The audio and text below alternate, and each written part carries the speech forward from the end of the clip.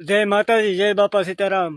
Guys, કોઈના પેટ ઉપર પાટું ન મરાય। મેં કેટલી વાર કીધું કે કોઈના પેટ ઉપર પાટું ન મરાય। એની રોજી રોટી હાથું એને કરતા હોય, બાકી તમે એની પેટ ઉપર પાટું મારો તો એ આખો માણસ તૂટી જાય છે। એ ભાઈ હજી મારી જોડે એ કરે છે। એક વિડીયોમાં નહોતું કર્યું, પાછું બીજા વિડીયોમાં કરવાનું ચાલુ કર્યું, એટલે પાછો મારે વિડીયો બનાવીને મૂકવો પડ્યો, કાયદેસરનો મૂકવો પડ્યો। નકર એને એમ ન થાય કે હવે આપણે નથી કર્યું। ભાઈ આ ભાઈ કહે છે કે હવે નથી કર્યું તો કોમેન્ટ ન કરાય। કોઈની પેટ ઉપર પાઠું ન મરાય, કેમ કરીને વિડીયો બનાવતા હોય અને કુટુંબ ઘર પરિવાર અને આમ છુપાઈને વિડીયો બનાવે। એની મજબૂરી શું હોય એ તમે ખાલી સમજો।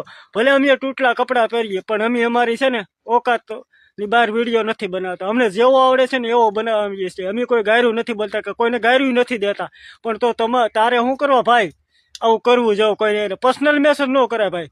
તું તારે લાઈવ આમ મેસેજ નાખી દે તો અમને એનો કોઈ વાંધો નથી, પણ તું આવી રીતે પર્સનલ હેરાન કરશો ને ત્યારે અમને વાંધો આવે છે। ભાઈ જો તારે એટલી બધી ખરાબ કોમેન્ટ કરવી હોય તો લાઈવમાં કર, ગમે ને હું લાઈવ આવું છું એમાં કર, તો પબ્લિકને ખબર પડે કે નહીં। તો બાકી પર્સનલમાં મેસેજ કરશો એટલે ભાઈ કોઈને આમ જો હું છે ને આમ માણસ છું, પણ આમ ભોરો માણસ છું। કાંઈ આમ એટલી બધી આમ તારી ઘોડે અમે એટલા બધા હોશિયાર નથી।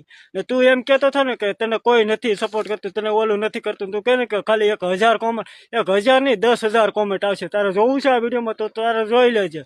બાકી છે ને કોઈ ગરીબની ઠેકડી ન ઉડાડ તો અમારો ભાઈ આમ જો અમે અમારી મહેનતથી વિડીયો બનાવી છે ને તું છે ને આવા ખરાબ કોમેન્ટ કરીને એટલે જે માણસ વિડીયો બનાવતો હોય ને એને એમ થઈ જાય કે નહીં ભાઈ હવે આપણે નથી બનાવવા, આપણી વિડીયોમાં આવી કોમેન્ટ કરે છે આવી રીતનું। તો પ્લીઝ મારો એટલી નમ્ર વિનંતી છે કે એ ભાઈને બતાવો, અને એ ભાઈને એવું લાગે ને તો હું આઈડી હોય તો મેન્શન કરી જો, હજી ભાઈની સમજે તો। મિત્રો આ વિડીયો જેટલો બને એટલો શેર કરજો, અને કોમેન્ટ છે ને 10,000 કરી દેજો કમ્પ્લીટ પૂરેપૂરો।